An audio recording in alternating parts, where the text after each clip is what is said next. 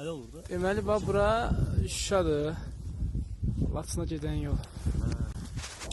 Bir dəqiqə. Bax, alınmaz qala buradır, bax. Şuşanın alınmaz qalası. Daşaltı kəndi. Ay sol aşağısında. Şuşanın aşağısında. Ki bu Şuşa bunun arxasında qalıb da. Kəndi boşalmağa səbəbsədir.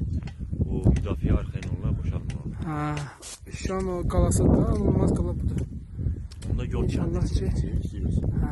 Buranın qayanın arxasında qalıb. Bir yol buradan gedir, bir yol bu kəndə gəlir.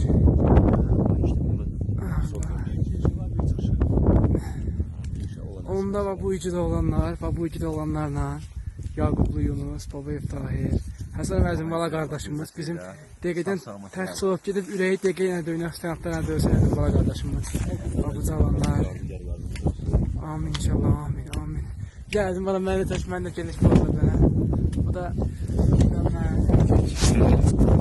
Bu da döyüşdə konkret Azərbaycan torpaqları üçün, xalqın dəyərli sərvəti üçün gəlib keçib, qoruyub bu vaxtda döyüşən olandan biri. Şuşanın Daşaltı kəndi, Şuşadan sonra.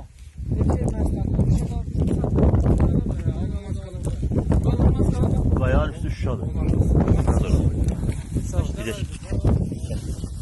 Çəkdim, hamını çəkdim, səni çəkim. Bu da Vəlizadə ana mənim Fəri qardaşım. Fəri!